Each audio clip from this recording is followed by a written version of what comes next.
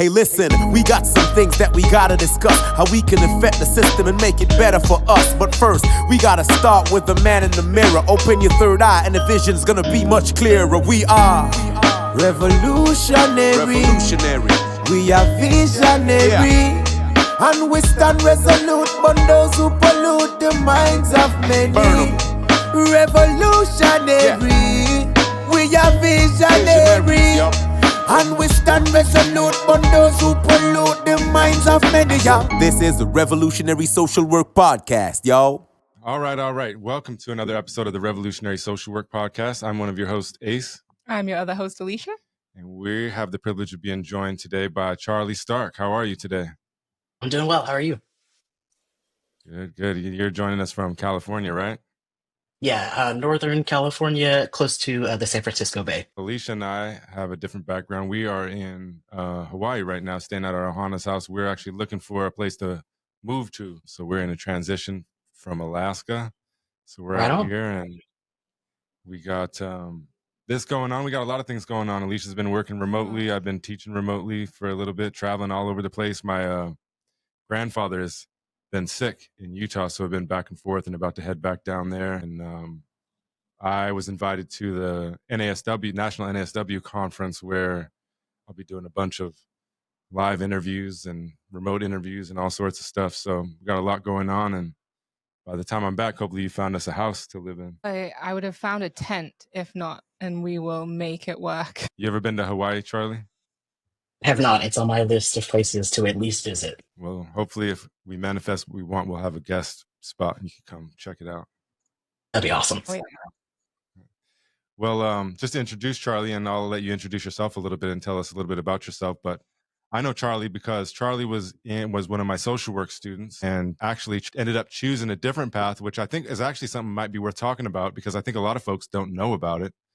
But it's called an interdisciplinary bachelor's degree, right? Is that the right way to say it? Yeah. So Charlie determined, he'd taken social work classes and determined that it was a part of what you wanted to do, but didn't necessarily want to go through the practicum and you have interest in emergency management and all of that stuff. So let's do this. Why don't you tell us a little bit about yourself, first of all?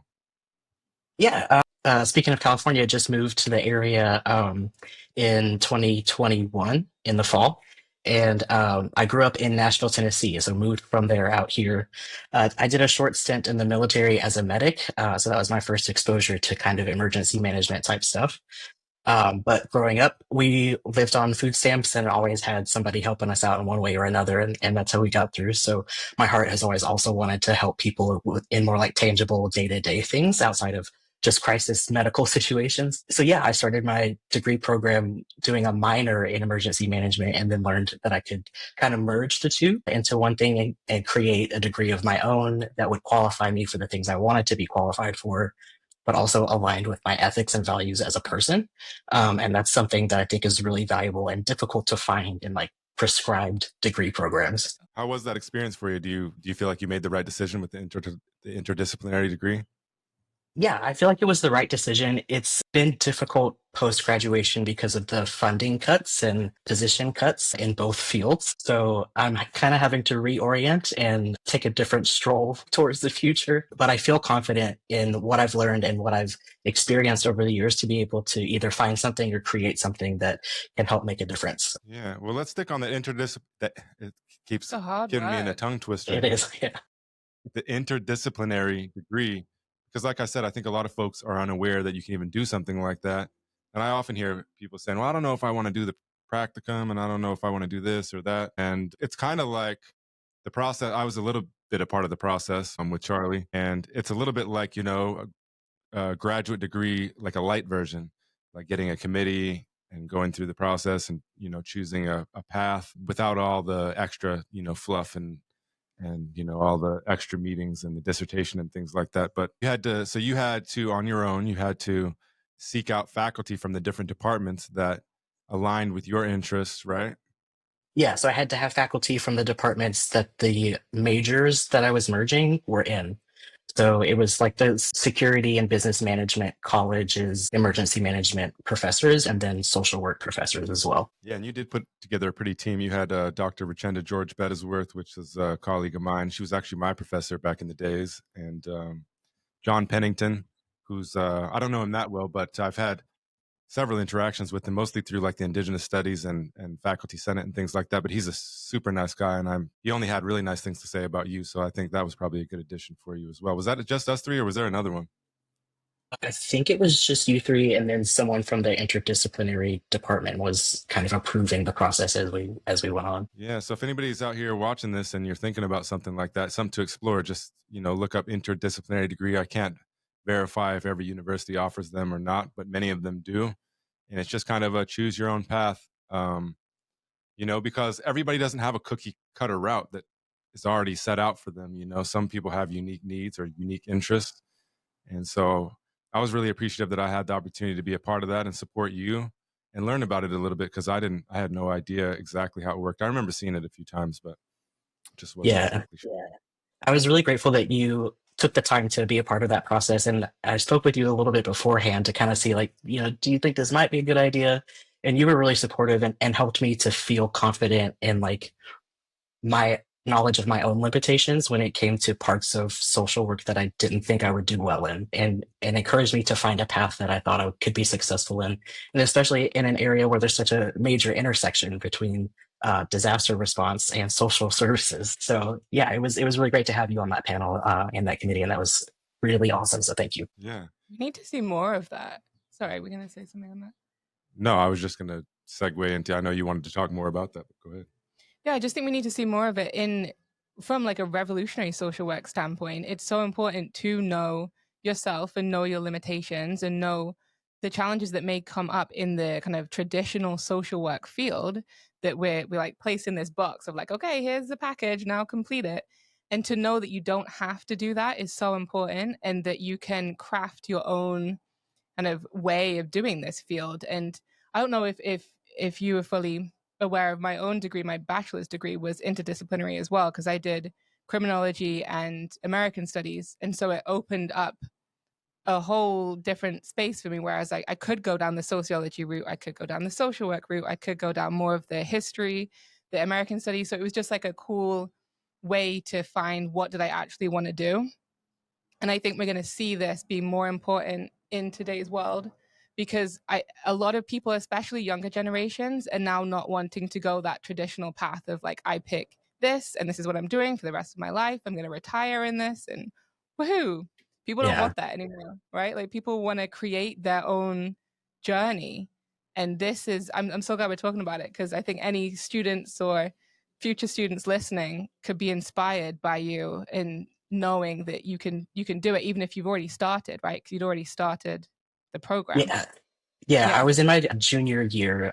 So at in Fairbanks, it had to be completed and approved at least one full academic year prior to your graduation date. So different institutions have different kind of time barriers around that. But I actually found out about it from another student. It wasn't even like faculty or the department reaching out. So it was really serendipitous how it kind of came up in conversation. And then I explored it a bit and sought counsel and talked to my mom about it a lot, So I didn't want to dive in blind and be like, oh, I have this great idea. And even if people thought it was a good idea, but maybe wouldn't really turn into anything, like I wanted to talk to those folks because I knew they'd be honest. So yeah, it was an adventure for about 6 weeks, kind of putting it all together. But I got to choose my courses that would qualify, like the higher level courses that would be included in the degree, like as it was printed, the program. And I was exposed to students from fields that I never would have interacted with in the social work program. Yeah. And I was also exposed to students that I wouldn't have interacted with in the emergency management program. And they're both broad fields. And so people kind of have their little intricate places that they like to fit. And that's really great. But if you're not someone who fits in something that already exists, it's worth kind of trying out some different things and listening to different kinds of people. Yeah. And, I think it also speaks to, get a little critical here about social work, but I think it speaks to one of the flaws as I see it in social work is that just like there's only one route and only one path to be a social worker. And so in some circles, they may not consider you a social worker because you don't have a degree, but I don't think about it that way at all. I think there's lots of people doing social work and that are social workers in various capacities, that don't have all the way from don't have any formal social work education to like you that have some and have elements of it, but are definitely looking at things from a social work mindset, a social work perspective. And there's more ways to do that than just go through these. I think that's like I said, the flaw of the way the Council for Social Work Education, the CSWE, when they kind of have a monopoly on social work education. So there's only this one path, there's only this one route to go down, and it's the only way to prove that you are qualified to do social work. And I think that goes to the other side too, because there's a lot of people that come in to get their social work degree that have been doing social work for a long time and have had worked in positions and things like that, and they're not allowed to use their experience, to progress towards their degree. And I think it's just a flaw to what we have reduced it to. You know what I mean? I think that's just a result of, like I said, the Council for Social Work Education essentially having a monopoly on all accreditation for social work degrees. And so I think it's just something that we need to continue talking about and thinking about. Well, tell us a little bit about emergency management. You call it emergency management, another tongue twister, emergency management systems, right? Yeah. How does that all tie together?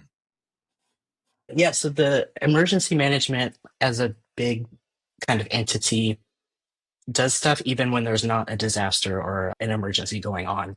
So there's like preparation that happens to make sure that you've got the supplies you need on hand, you've got the equipment that you need on hand if something happens. And in a lot of places in America, you kind of know what your weather is going to do. You kind of know what your population is going to do. So it's easy to predict some things. And then, of course, unexpected things happen.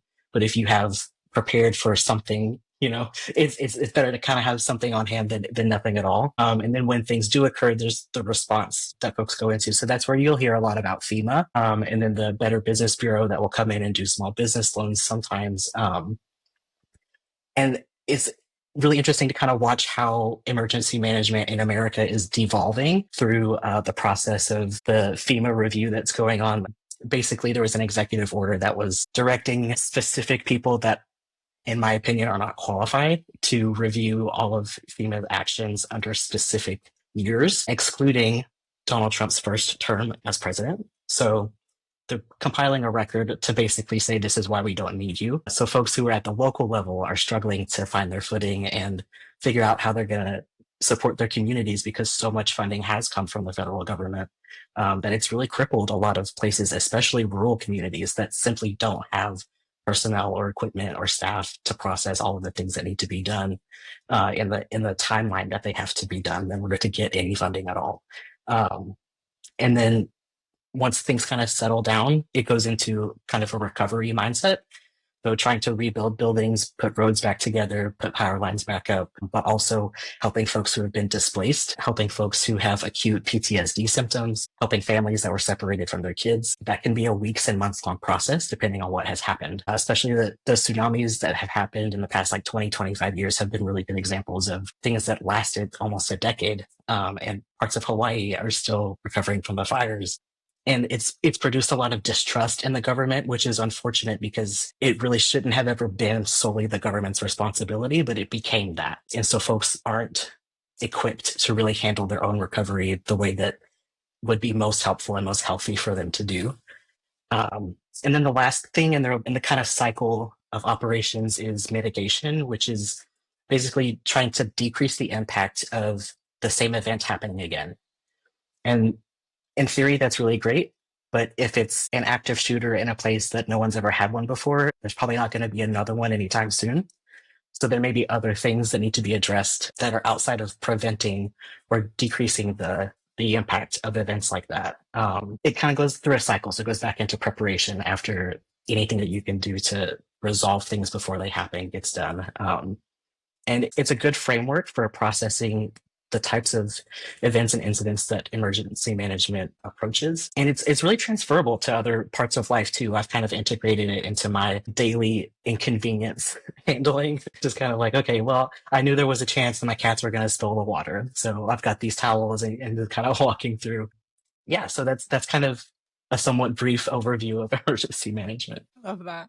You can put that into relationships too, right? Like now we're going to sit down and debrief. We're going to prepare so this doesn't happen again. Mm-hmm. Yeah, How do you find that social work, I can see many ways, but just from your perspective, how social work aligns in that or just weaves itself into emergency management? As far as the systems in place, social work really doesn't come in until something's already happened. And I'm not quite sure how, like, what suggestions I could come up with for how to approach that differently, because part of it is that they won't get reimbursed unless they're requested to show up. So it becomes an issue there too. But it plays a really big role, especially in the recovery. And the longer the recovery is, the more social work tends to be involved. A lot of it is focused on housing, but it's becoming more and more common to see like food scarcity come into play and making sure that people have a way to get to the grocery store. And there's always been a bit of an emotional and mental fatigue of emergency and disasters kind of in the aftermath for everyone. And it's becoming more frequent for social workers to not only be helping victims and people who just happen to be in the wrong place at the wrong time, but also helping first responder personnel. So your firefighters, your paramedics, and even your police, which is really great because it helps them to humanize themselves in situations so that they're able to see other people as humans and not target individuals or the people I'm supposed to be protecting. They become more human. I hope to see an increase at the local level of social workers being brought in earlier, especially during the preparation phase when you know something is coming, so that the places that can upstaff do upstaff, and that call centers have additional people on hand. They can even support places like here we have a hotline, it's 211. So anytime there's a fire or anything crazy going on, folks can call me like, my power went out and I have a medical device, what do I do? And they'll connect them to either a social worker specifically or a site that can help them navigate through that for the time being and set them up for the next fire that takes the power out on their street. So that's really great. That's one of the great ways that social work and emergency management currently work together. Yeah. I think that whole idea just speaks to like it takes a village. Like we need everybody to be a part of the plan and be a part of the response and the preparation. I think it's beautiful how those two things go together, and you can use that knowledge that you have from either side to help improve the other parts of the system, right? Like it seems like you have such good awareness of what is needed for that emergency management and the response from social workers, and so you can also walk into that space and help people see where can they help better, because people want to help. Social workers, a lot of us get in the field because we want to do something, change something, help people, but then we get stuck in systems that don't allow us always to do that. So I really just like the perspective that you're bringing and like helping people see a different, maybe just a slightly different way of how we could respond a little bit better. Yeah, and I think one of the most frequent hiccups that happen is especially around weather. Folks generally don't know what weather is going to cause the most damage in their region. If you're not in a place that gets tornadoes often, but gets them once or twice a year, because they haven't happened to you, you don't think they're going to. And so that's for kind of people in general. But folks have stopped watching the news, so they don't know, they don't get the forecast unless they look on their app. So if something changes between the last time you looked at your app and today, and all of a sudden there's a monsoon outside, it becomes a situation. But in places that are high risk for things like tornadoes, hurricanes, fires, paying attention to at least that part of the news or being attentive to your phone can kind of help you prepare ahead of time too. Like, okay, I know that I've got folks that need electricity for their medical equipment. I know I have folks that are going to be cut off from their grocery store and from their bus route and from their job. What can I do to reach out to them, or like when am I going to see them before this gets here? And maybe be able to like, hey, just a heads up, Exactly. I think it's interesting too. This is a little bit circling back and a little bit switching the gears, but capitalism's role and the way that we live in the modern world. And one side of it, I think, is that there's not very much incentive in politics for whoever the powers that be are in place to look too far into the future and spend their money on the next administrations to be safe for the next administration's term, if that makes sense. And so they're very short-sighted and they don't want to dish out the money. And so I think there's been a lot of cuts and stuff like that. But the other side of it is like taking advantage of emergency situations to where from everything from like when we were living on Oahu and the hurricane was coming, there was a couple of scares of that and just scaring people into buying lots of stuff. I realized that people should, be prepared. but it almost seems like a little bit of trickery to get people to empty out the shelves. And I think, it generates some kind of fear. And at least in Hawaii, it just didn't seem like the way that they got the information out was very well done. You could watch the news, but again, that was kind of like a doom and gloom a little bit. And then whatever app they had going on, it was very confusing and it wasn't helpful. And so you had to kind of look elsewhere. But I just think this, the more we get into like late stage capitalism, we don't look into the future at all in such ways. We're not, in many different ways, but we're not worried about, what's happening later on. We're worried about, spending the money where we can today and allocating it in such a way. And so it leaves us very short-sighted. And I think also, when going back to thinking about FEMA and things like that, and I don't know if this is, I guess it's a question for you, is that when during the Trump administrations, they've been critical of it in various ways.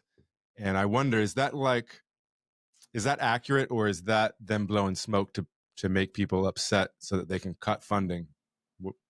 You know what I mean? Criticism from the administration towards FEMA? Yeah, I feel like, I'm not no expert on it, but just like as an outsider, when stuff would happen, they would be like, oh, FEMA's not here, FEMA's not doing this, FEMA's not doing this. And then but it felt like kind of like to me, like the Trump administration wanted to cut the funding. Yeah, they wanted to cut it last time. I think the difference in how the House and Senate were balanced during his first term, not that they were super balanced, but it was different than what we have right now as far as personalities and numbers if you really want to count. But he was really prevented from taking the funding away last time. But this time, because of that rhetoric and the fear mongering and the blame, if you look at the records, most of the instances where FEMA didn't do anything under Trump's opinion or perspective, they couldn't because they were waiting for him to sign paperwork.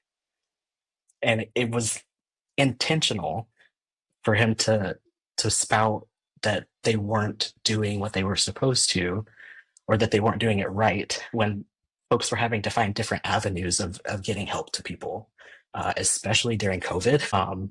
And COVID was a chaotic time, no matter who you were, but it was difficult to kind of watch that rhetoric be spilled and that misguided intention be put on the American people. FEMA is absolutely not perfect. There are a lot of mistakes that should not have been made. And that's the simple fact. And there are things that I would like to see change in FEMA the way that it existed 6 months ago, but I don't know how it's going to exist 6 months from now. So it'll be interesting to kind of see how that plays out. But I do think that it was very intentional and very on purpose to say that FEMA wasn't doing anything to help or wasn't doing enough, because they were legitimately waiting for him to approve resources and funding. And the president is the only person that can approve a lot of things that FEMA does. And that just speaks to, it's always maddening to me how much bureaucracy is in the way of when we're trying to help, whether it be getting something signed off from the president to all the way down to just direct services and having to go through the bureaucracy of, just getting into services for just a regular individual. There's always so much bureaucracy that we have to jump through all these hoops, and everything could be, in my ideal world, could be so simple, and we often make it so complicated. And this just seems like another way. Like there's a lot I'm sure FEMA wants to do to help. And like you say, there's a lot of issues within FEMA anyway. And I'm sure bureaucracy within FEMA too, that also prevents things from moving fluidly. But gosh, it's maddening. Whenever you have the United States is huge, right? It's got a lot of people, a lot of space. And whenever you have the federal government involved and there's a lot of money involved, there's going to be issues where stuff is siphoned off and it's, misallocated and things like that.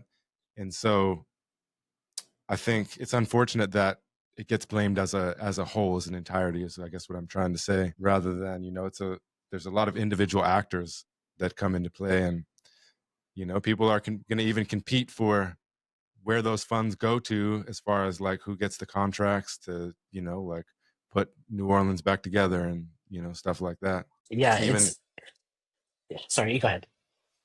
I was just going to add that, Lahaina, Maui is still dealing with much of that kind of stuff.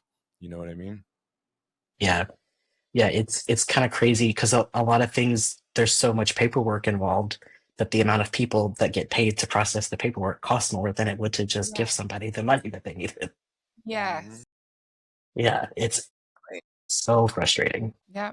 And I think that this is obviously different, but I think that also prevents a lot of people from wanting to stay in, especially the clinical social work field, because there is so much paperwork when you're just trying to help someone deal with their stress, their depression, whatever it is.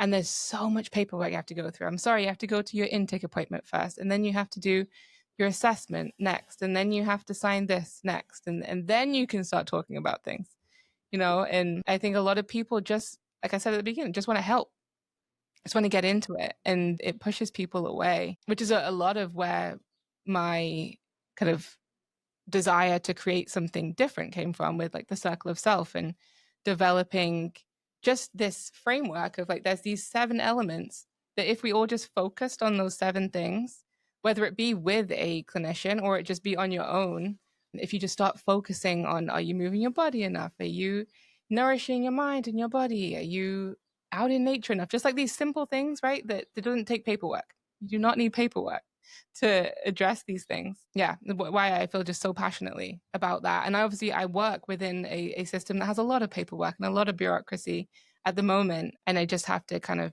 deal with that, because there's a lot of the work that I do love.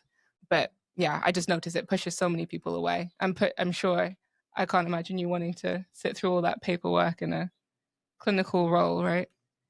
I think we're so advanced as a civilization, but yet we're so stupid at the same times with the way that it's just the way that we do things. We get in our own way, and I'm half of the mind that we just can't, we can't get away from what we've created, but at the same time, some of it sometimes feels deliberate. But I think that's a conversation for another day. I think we ought to segue to some of this other stuff that we wanted to talk about. But I had a quick thing that's just totally outside the box. You mentioned your cats, Charlie. Yeah. I'm teaching a class right now this summer, UAF.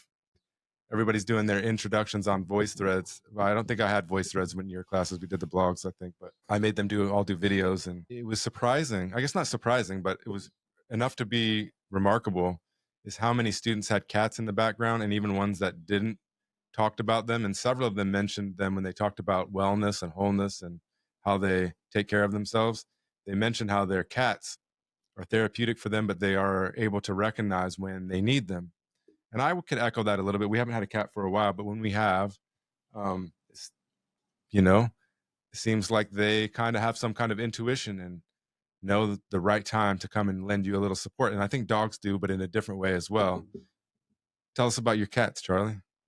Yeah, my cats, they're 10 months old now. We got them in November last year, and they're complete opposite personalities. So one of them is like in your face all the time, and the other one is like, I'll come around if I feel like it, maybe. So it's fun to kind of watch them exist around the house. I think they're still kind of kitten enough that they don't care how other people are feeling or how anyone else is feeling. They want to be the center of attention, but they do bring a sense of responsibility that I like about having pets. I'm usually a dog person, but we went with cats this time, me and my husband. So it gives me like, okay, I've got to take care of this other thing. That's not me. Like, they're not going to eat if I don't put it in their bowl or put it on the floor. And that essence of like how important it is to take care of something else and how important it is to take care of myself. It's a very good reminder in that respect. Such a good reminder. I think that brings me to something I did want to also talk about, is that connection, right? To take care and connect with people other than just ourselves. Super important to do that for ourselves as well. But to have that community around us is so important. And I've seen you talk about like social capital too, like how important that is, right? And I just wondered if you could just share with us what you mean by social capital and why you've seen it so important for yourself or for others. Yeah, social capital is kind of like the term that's being used pretty commonly right now for having people in your life that add value to your life outside of finances, right? So folks that you enjoy spending time with, folks that you can laugh around with, folks that you can break around, and will help you put yourself back together or carry you until you can. And I think community is kind of being used as a buzzword right now as well. And I think maybe a little bit inappropriately sometimes, because I keep hearing folks say, I need community. And what they mean is a specific group of people that have a specific thing in common with them. As beneficial as that can be, you have to have variety around you to be healthy. Like you've got to have different forms of intake and different nutrients that you get from different people with different characteristics and different ideas. And that's one of the things. This kind of goes back a little bit to Christian talking, or Ace talking about the financial aspect of emergency management, having a stockpile of stuff. You don't really need to have things. You don't have to spend money on preparing for stuff if you have connections with the people who are around you. Typically, a lot of studies are showing, especially the past decade, after major natural events, if you have stuff stockpiled, that's great. If you don't, somebody that lives in your neighborhood has what you need. So being able to reach out to those folks and be someone that folks can reach out to plays such a bigger role than having a week's worth of water for you and your kids and your pets in the closet. It really comes down to the human connections that you have. And it also translates to skills. So if you're not able to remove the tree branch that fell in your driveway, you and your neighbor might be able to do it, or the guy across the street that goes to the gym might be able to come help. So you don't have to wait for someone with a bulldozer to come in. Somebody might have a chainsaw lying around. And you won't know that about people unless you talk to them as human beings and not as something that you can get something from or give something to exclusively. Exactly. It's amazing just in my lifetime. I'm a little bit older than both of you, but 40 years old, but since I was a child and even as a young adult, but especially the further you go back, at how much more connected on a local level that people were, how much folks knew your neighbors. And, I think even like simple things like to get a hold of somebody back in the days, you either had to go to their house or you had to ring their home and speak to whoever's there. And so there's all sorts of interactions that don't happen today because today you call specifically, you may probably just even text a specific person, versus interacting with the whole family. People are just in their own echo chambers to some degree, I think, in their neighborhoods, but also further when you're talking about the different groups and it's healthy to have different perspectives to nourish you and things like that. Well, we often get in those echo chambers where we're only interacting with and only talking to the people that are in these smaller groups, specified groups. And as a social work professor, going back to when I was a student, the very most meaningful moments that I had were outside of the classroom or even inside of the classroom, but after or before the class started, and interacting with other folks. And even when you and I in grad school, which was about 9 years ago or so, 10 years ago, it was much different than, at least in our experience right now, it was much different. And we had a lot more interactions. The campus was bustling and things like that. And, you came to UAF for a year, right? And for a semester, yeah. Yeah, for a semester. Well, you were at the campus, and it's not very bustling these days. When I was there in 2015, graduated in 2015, I only spent a year there, or one academic year, my senior year, and it was so crowded that like the hallways and the stairways were full. And I remember being on campus and needing to use the bathroom. It's a fun, kind of a odd thing to say, but you couldn't find a bathroom to use because they were so occupied all the time. And now it's just empty. And part of that is obviously post-COVID and things like that. But, as now segueing into being a professor, when I was still in Hawaii before the pandemic, I had some really meaningful moments going downtown to the Hawaii Pacific University campus to teach. And it was, a lot of meaningful and interesting moments for me. And then switching over to now where I'm at UAF and we're, for the most part, an online asynchronous program, much of that is missing unless you really deliberately try to find solutions or find alternative ways to do that. And I tried to do it through the blogs, which I think was semi-successful, and that got tarnished with the introduction of artificial intelligence. They just became unreadable at that point. But what I hear from students, I'm one of those professors, I like to know what students are feeling, what they're going through, what they need.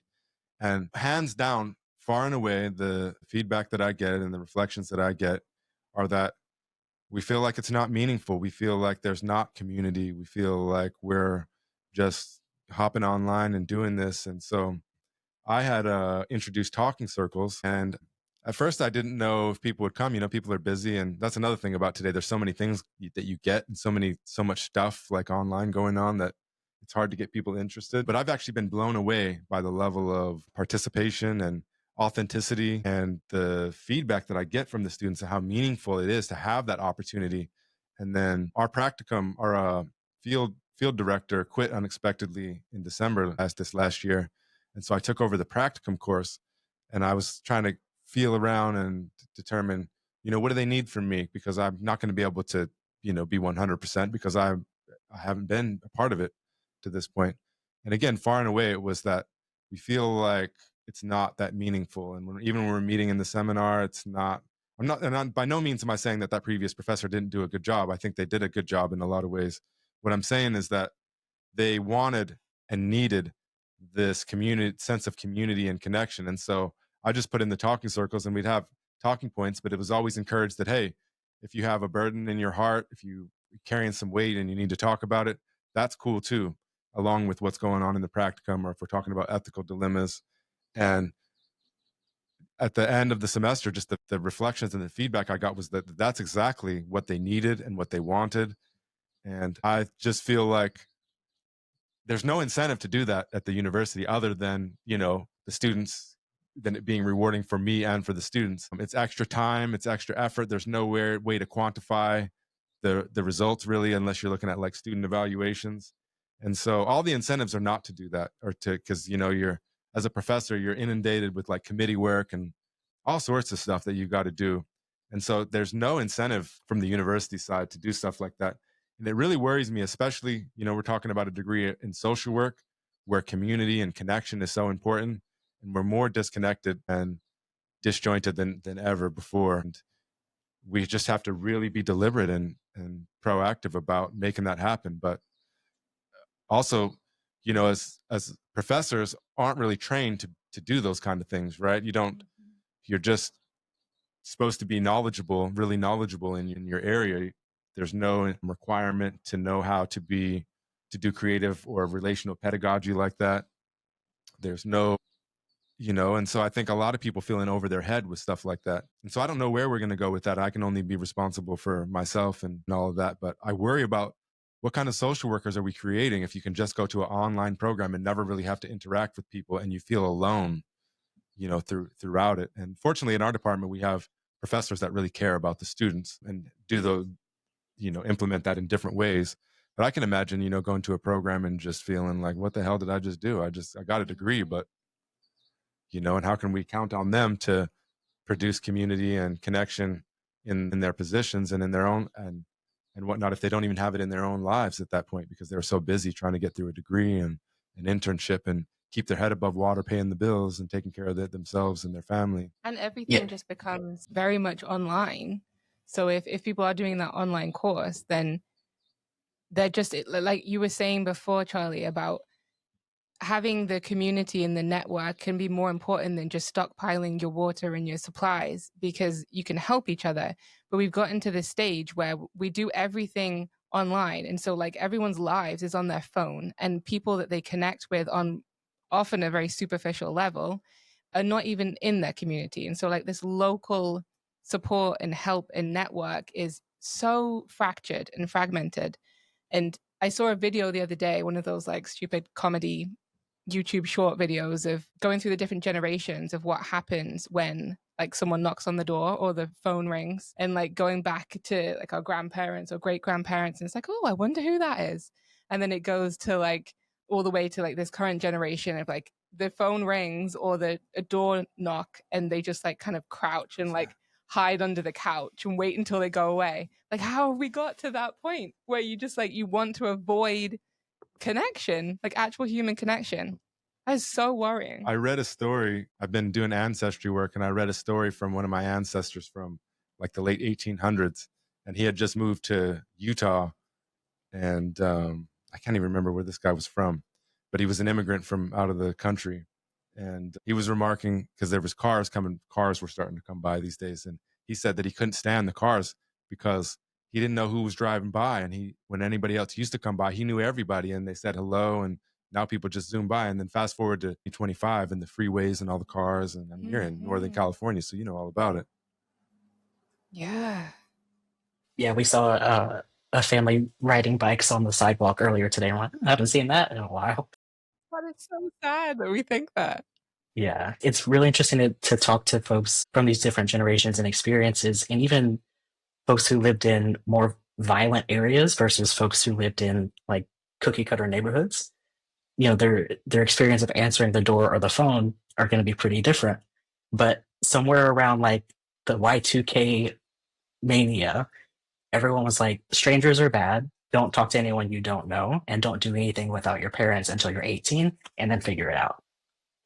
And that really set up generations of people to not have any idea how to initiate a conversation, how to ask for help, how to offer it without coming across as offensive when you have a really good intention, but you're not sure how to communicate that, you know? Yeah. And you often hear too in today's age, you know, you hear about, I don't know the right word for it, but you hear about males that are like pent up and have this pent up anger and frustrations. And I think I haven't, you know, I'm kind of like caught the end of that generation. So I haven't really experienced that. But like when you and I started dating, it was like the beginning of Tinder. I remember Tinder had just come on and stuff like that. But you're right. Like we don't know how to talk to each other. And so I can imagine how that kind of stuff can lead to pent up, you know, frustrations and whatnot over time. And then people act out when they feel like they don't have an outlet for whatever they're feeling inside. And we're very dismissive of that in our culture. And sometimes we're actually like, we make fun of it and we look down upon it instead of thinking about it from a sense of empathy. But I don't know. What do you think, Charlie? How do we get back to, I guess we can't go back, but I think that we can bring tools from the past and help it lead us into the future. In some ways it seems hopeless, and in some ways it does seem like there's hope that springs up here and there. But what do you think we can do to be more connected in that way? I think for the folks that I am around the most often and folks I see, the first thing is to take your headphones out. Like you don't have to constantly be listening to a podcast. You don't have to constantly be listening to music. And I have a lot of sensitivity to noise. So it feels really ironic for me to say this to other people, but it really opens up the opportunity for someone around you to drop their water bottle and you hear it and pick it up for them. That's a very small interaction, but that's someone that you never would have made eye contact with if you had your headphones in. So I think that can make a huge difference. I also think going to like sports games in your community is a great way to meet people, like high school football games. There's going to be people around. Someone that you work with probably has a student that goes to the school.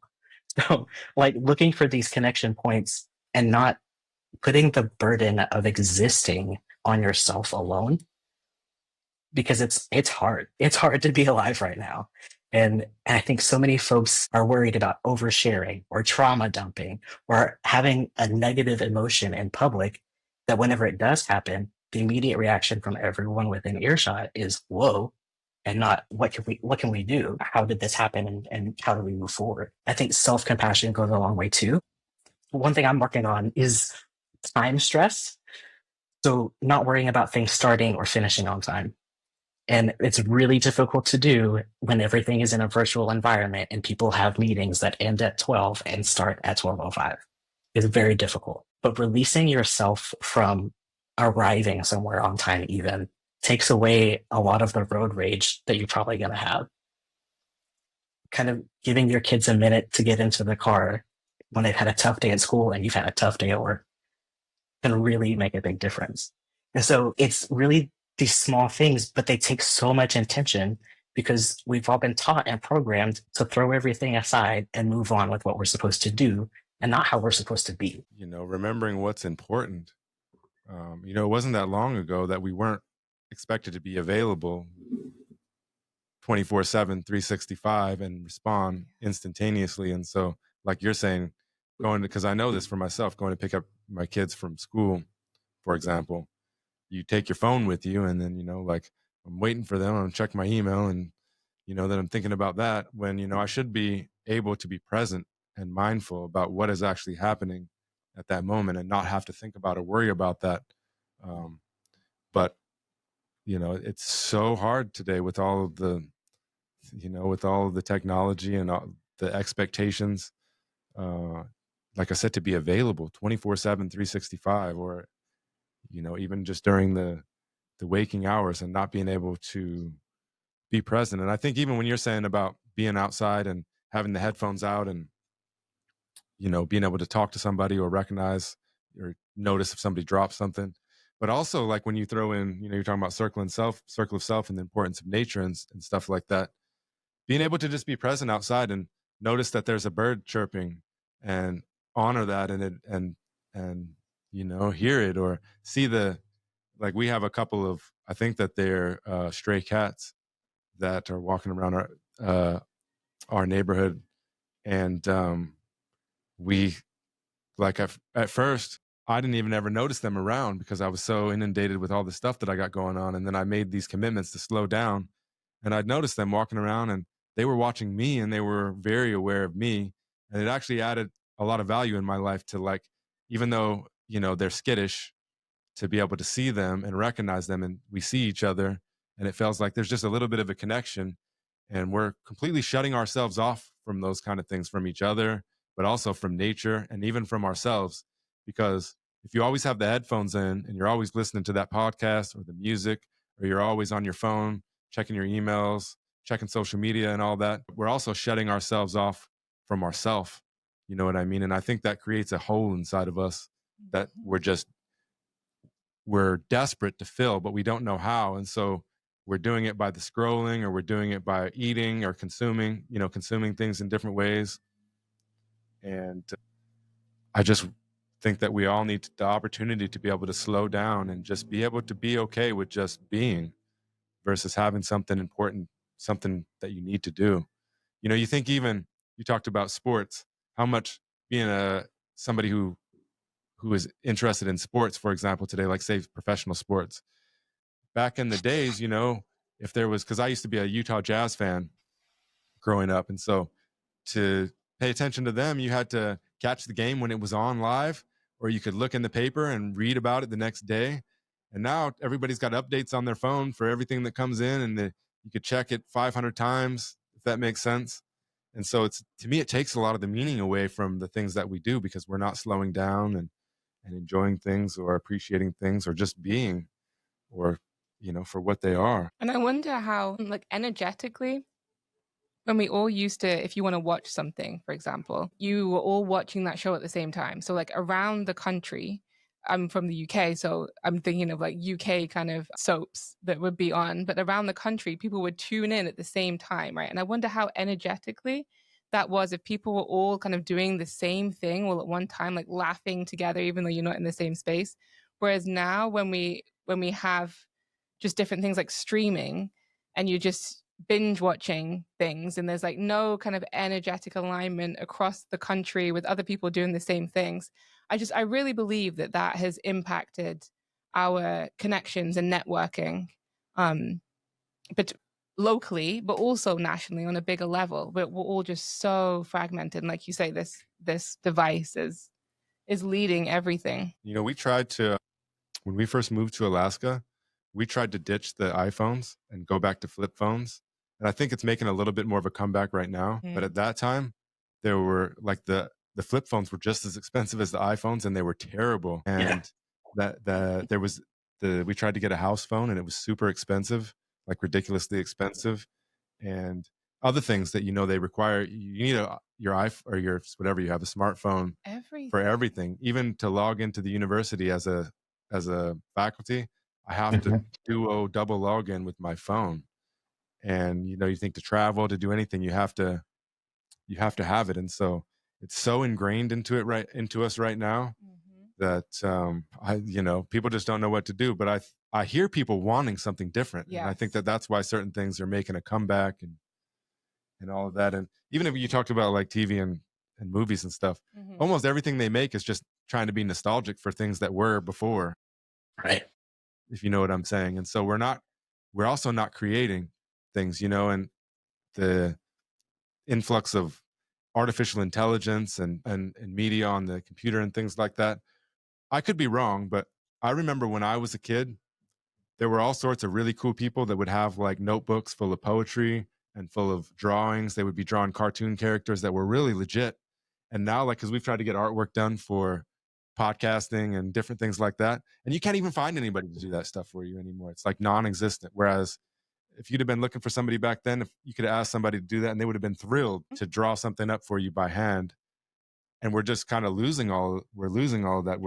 And I think you see it with like some friends that we have who are incarcerated, and they send us stuff, right? And it's hand-drawn stuff that people are doing and selling within the prison system. It's like this old world that's kind of like not been able to catch up with all of the crazy stuff happening outside of the prison. And it's like that little glimpse into the old world, the past. But it's beautiful when we get a card and it's hand-drawn and hand-colored. Like it's amazing. Yeah, and it means so much. Yeah, it means so much to receive something like that, and it means so much to be able to give it to someone too. And yeah, like you were saying, people used to be so excited, like, yeah, I would love to draw you something. I do this for fun. Like I'll have it to you in 10 minutes. Yeah. People used to have time or make time to have fun doing stuff and creating. And it's just really, it feels like everything has become so urgent, especially the last 6 months. But yeah, I think creating makes such a huge difference. And it kind of takes me back to something that Ace said earlier about folks trying to fill a hole. I've been wondering a lot lately how much of it is trying to keep things in versus fill something. It seems like when people do kind of break, it's this big thing. Like they have to quit their job. They have to move across the country. They have to lose their spouse. And people don't have time to just flow. They've got to keep a structure and an image and a presentation together in every single part of their life. And it's become so much like subscribed to, more or less, when it's really an idea that you don't have to do all the time. And it's tough to break out of that. It's tough to be able to be around friends and like kind of move a little bit weird when you're happy and kind of like get used to being yourself in rooms that you sat still in your whole life. But I think letting ourselves be human at home with ourselves and with the people who spend the most quality time with us is something that's really, really missing. I know when I was growing up, my mom raised 5 kids by herself. So she was kind of always at 11, keeping things moving. And when she got to 12, it was all of a sudden and at once and all over the place. And she was never violent in any way, but she couldn't hold it anymore, there was a lot of yelling, with a lot of disagreements, but it really came down to having to perform in a way that wasn't natural for her and having to go against things that really aren't natural for anyone. I don't think any human on this planet was ever designed or intended to raise 5 other humans who were completely different by themselves. But I think just the lack of opportunity to feel and ebb and flow is making folks so tight that they just don't know what to do with it when they can't hold it anymore. Yep.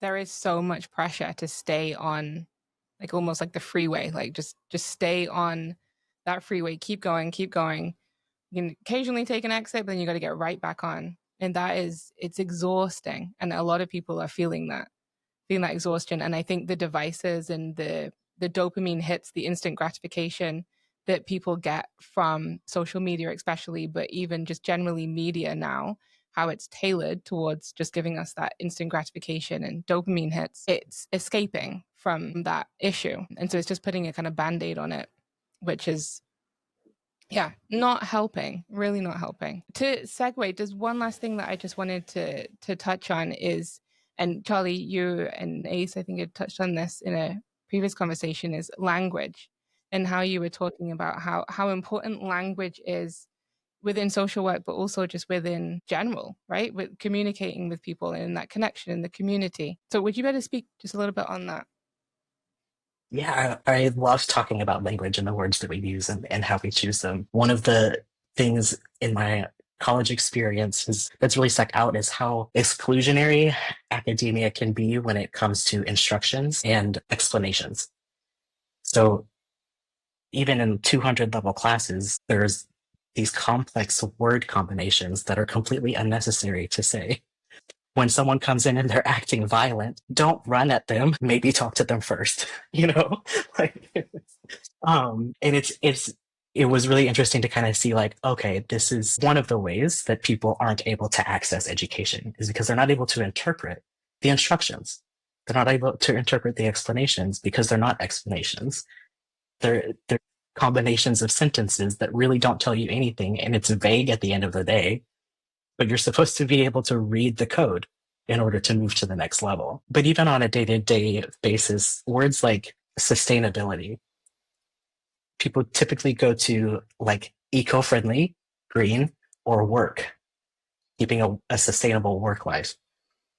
You also have to keep a sustainable like driving habit. You have to keep a sustainable hydrating habit. You have to have sustainable relationships. And the only way to sustain things is to give them the attention that they need. And it can be difficult to do that, but it becomes more simple the more you pay attention to how you're sustaining the habits that you're in or the life that you have or your effort towards the life that you want to build. And I think it's just really, it can be really harmful when words like sustainability and community and trauma dumping, especially, I hate that term. I don't know where it came from. Every time I've heard it used, it's talking about someone who shared a shit experience that happened to them. And the people that they were in the room with didn't know what to do with that. And so they became uncomfortable. It's okay to be uncomfortable. It's okay to take discomfort with you, but constantly pushing away things that don't make you happy, don't give you a dopamine hit, isn't sustainable and it's not healthy. And eventually it leads to some pretty bad outcomes. And so I think paying attention to the words that we're using and the acronyms. Acronyms are another thing with language because so many different companies and sectors of society use the same letter patterns for completely different things. And that's one thing that causes a lot of miscommunication between emergency management and social work. They're using the same acronyms to refer to different programs, different grants, different processes. And in meetings that I've been in, even outside of those two realms, folks will say the whole title of something, also called ABBA. And the rest of the time, they're explaining it as the acronym. And that really removes the power of what those words are and what they represent. And it really takes the vision off course too, because you're trying to get through as quickly as possible so that everyone can move on. But if we can focus on the meaning behind what we're doing, the vision behind what we're doing, and what the words we're choosing to represent mean and imply, it can make a really big difference. I feel like those acronyms, Ace pointed out to me like so early on when we were still in grad school, and I was doing something on the computer and just fell into the culture of, I think it was the practicum I was at. It must have been the practicum I was at. And the way that it like client would be CLT and treatment TX and patient PT, like those sort of things. And you just fall into it. And I have to be so intentional now and I make myself write everything out. And it's wild how much the culture of everyone else doing it makes you go on autopilot sometimes. But it makes everything so clinical and cold and standardized and all of that. Like, I think it's really important for us to use people's names that we're working with. They're not just client or patient. Like, it's Charlie felt like this today. And it's, yeah, I think that's so, so important. But I also think when I was thinking about language is there's some, I know we talk about like intentional harm that comes from this, and some people may say we're being a little bit too skeptical, but I often think, especially in medical, there's so much language that's used that is for like the people that know, and it separates us from if we don't know what that means. And when we're going for medical services or medical help, and then all of these terms are used, it can really, it feels like that power structure is intentional. Like there's these people up here that know these big fancy words, and then you're down here and you just have to kind of say, okay, I guess I need to trust you because you're the doctor or you're the psychiatrist or whatever it is. And I just can't help but feel that that is intentional, or at least we're intentionally not looking at ways to bridge that gap into on a systems level. Individuals are, but on a systems level, not intentionally reducing that gap and taking the time to, okay, we may have this fancy word in the back of our head that we've learned through a textbook in school, but when we're explaining it to others or just talking in a meeting or talking to someone we're working with, just call it what it is. I can't think of something off the top of my head right now, but some of it is so crazy. Say it again. Hypertension, high blood pressure. Right, exactly. For the life of me, cannot get in my head the difference between hypertension and hypotension. I'm like, just say it to me. Which one is low? Which one is high? Yeah. Yeah, I'm the same way. Yeah. Yeah. So this is a subject getting me fired up talking about it. I think that there's a lot of different angles that you both took, but I think it's oppressive, to be honest with you. And, just to start off with what you're talking about with the jargon, basically, is that it's reinforced through like in education, for example. If you go take a course in anthropology, took a class in anthropology, and he was a really cool teacher, but he was really continuously emphasized that he wanted us to use the jargon from anthropology. And I'm like, well, why? I'm not an anthropologist. I don't want to use that kind of language. I just want to say it how it is. But then you go into like the medical models and things like that. And anyways, I think that's oppressive. But to take it back a little bit to even what gets me more riled up is what you were talking about with reducing human beings that are struggling with something, and you reduce them to, you could go client, patient, resident, whatever, but then you're reducing them further to RT or PT or this or that. Or I did my graduate practicum at a methadone clinic and heroin addicts. Whenever I would use their name, I'd have this count. You always have these certain people that are like over the top on following certain rules or whatnot, and you'd be like, you can't do that. You can't say their name because it's, you're breaking confidentiality. You have to call them 14, 17. They were these 4 number digits. And for one, I'm not the type that can remember those kind of things. I have a hard enough time remembering somebody's name unless I've used it. And so when you start putting numbers again, I'm not going to remember it. But hell, that's not 14, 17. That's David.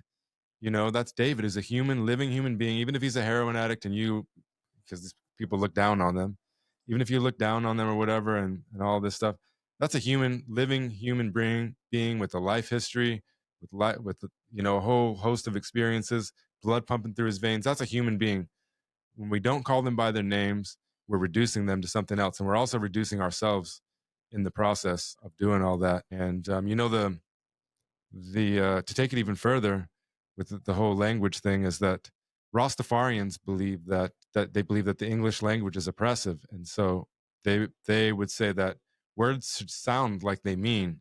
And so, like, for example, they wouldn't say it's an oppressor because that's up and it sounds like from a positive standpoint. So they would call them down pressers. They would say, you don't understand, you overstand. And so they would change things like that because they felt like the English language was deliberately down pressing them, I guess they would say. Yeah. But I think it's such an important deal, and I get fired up about it all the time. And, and I'm like an outlier, and I'm a rabble rouser when it comes in social work and things like that, because most people disagree with me, and, then just trying to do my notes. Yeah. Just trying to get them done. But again, we're reducing human beings to a number. All right. I just thought of one more thing. The language around neurotypical and neurodiverse, really interesting for me to observe. And I want to make it clear that I understand from a diagnostic standpoint and for insurance and for accessing resources, there has to be a distinction a lot of times. But every person is neurodiverse. There aren't any 2 brains that are exactly the same. And everyone really has a different natural process for getting through things and approaching things, whether it's something that you have to do at work or something that you have to do at home. And I think a lot of folks have clung to their diagnosis as neurodivergent and made that a bit too much of their whole personality. When if you really take a step back and look, everyone's doing things differently from the person next to them, and kind of ostracizing the 2 groups and be like, oh, you can be successful if you're neurotypical, or you're going to have a difficult time with these specific things that we have identified on 100,000 people. It's really damaging. And so I think kind of acknowledging that neurodiversity is universal is really, really important, especially for people who have been diagnosed as neurodiverse as opposed to neurotypical. Because once we can welcome the idea that everyone has a different brain, we can welcome the reality of people doing things differently and still achieving the end goal and still getting where they need to go.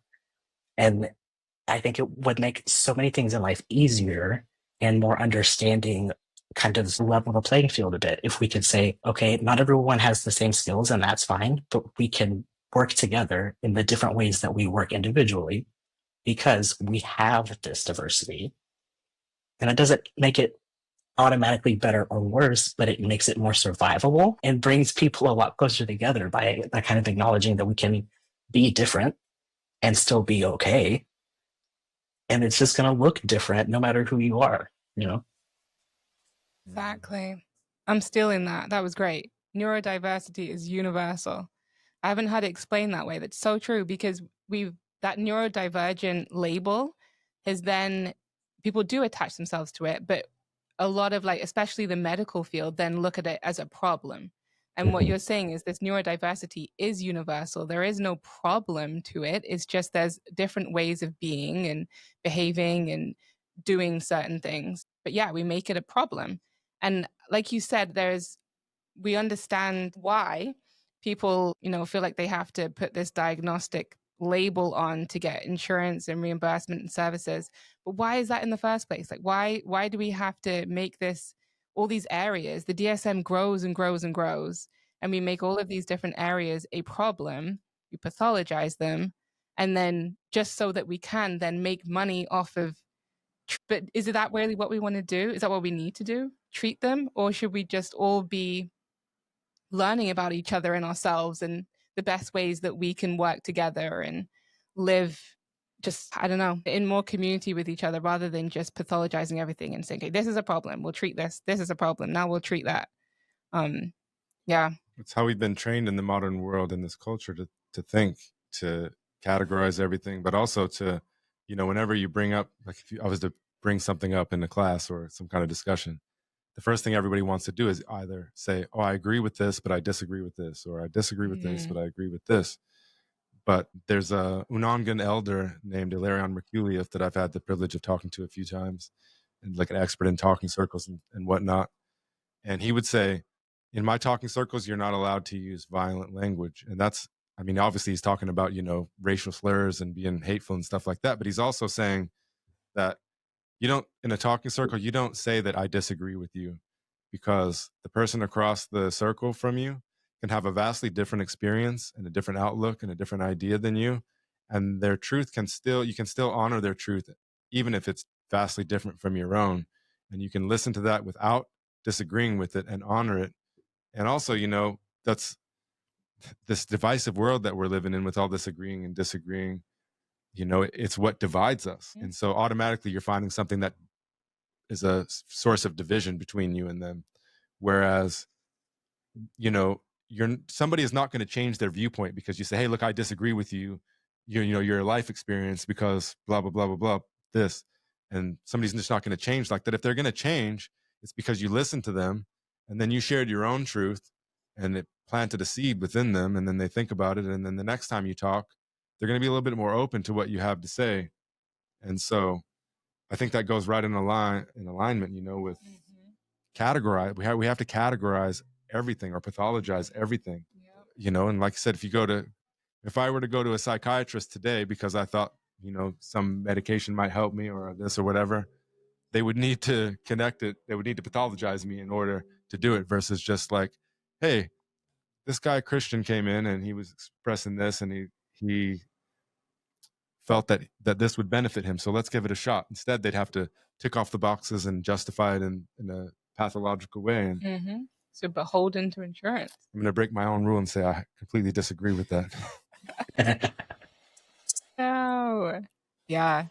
I just think this whole conversation, kind of wrapping it all together, has been on connection, like the importance of one, like when we started talking about the connection between disciplines and how you can bring that together, and the connection between the people around us and having people who support us and we can network with locally as well as online. We're never going to get away from online now, but having both, and then language being that connective factor, or it can create so much division. So I think anyone listening to this, just really reflect on your own level of connection not only with yourself, but with other people around you and with different areas of your life. And are you being intentional about it? Are you escaping from that connection? I'm sure a lot of, probably all of us have at some point escaped from connection and just sat on our phone and scrolled, right? But how can we balance that or negate it a little bit more? It's important. I always ask the question, how can we connect, but with a in parentheses, how can we reconnect or connect? And Charlie, our kids, I think that our movie is over, and so we got to get going. I can hear them getting riled They're up in there. ruffling. But I just wanted to say before we end it that having you as in a relationship in my life has been nothing but a pleasure since the first time we interacted in what was Social Work 103 or whatever it was. Yeah, 2022. Yeah. It's just been a pleasure. Every interaction that I've had has been meaningful. I respect you highly. I think that you have added value into my life. You know, oftentimes people think that teacher-student relationships are just one-sided, but it's not that way. I've learned a lot from you, and I've learned plenty from you today. And so I would just want to say thank you for your authenticity and being who you are and the value that you've added to my life and my family's life. And I was going to say, I hope this isn't the last time we connect in this way, but I know it won't be. So let's stay in touch and let's keep these conversations going and let's stay connected, you and I, and keep facilitating these conversations with us and with other people. And I have some other ideas for a connection that I'd like to run by you in the future as well to see if you'd like to be involved. We don't have time for it today. But again, I just want to say thank you for your authenticity and for being who you are. I really appreciate you. Thank you. It's nice to hear that. And likewise, back to you guys. It's been an absolute joy to get to know you both, to spend time just kind of in discussion and being who we are. No holds barred, and it's refreshing to be able to have these kinds of chats and these experiences. And I'm looking forward to reconnecting again. Yeah. And this is what gives these sort of discussions give me energy. So yeah, that's so important. We could keep going, but and you know, it's a good conversation because I entered this conversation on really low energy. I was tired. I actually had just lied down. I was exhausted before, and I was like, I don't know if I can. I sent her a text message. I'm going to need some tea to do it. And then, but by the end, I'm feeling energized, and that always is an indicator that it was a very positive conversation, and also that I feel like it could have went on for a lot longer. And so we definitely got to run it back. Yeah. Appreciate you, Charlie. Yeah, you guys too. Thanks so much. Have a good night. You too. You too. Take care, Charlie. You've been listening to the Revolutionary Social Work Podcast, and we just want to say thank you for your continued support. You can catch us on YouTube, Apple Music, and Spotify. Remember to like and subscribe, and don't forget to share our content with the world. But most of all, never forget to keep being revolutionary. Peace.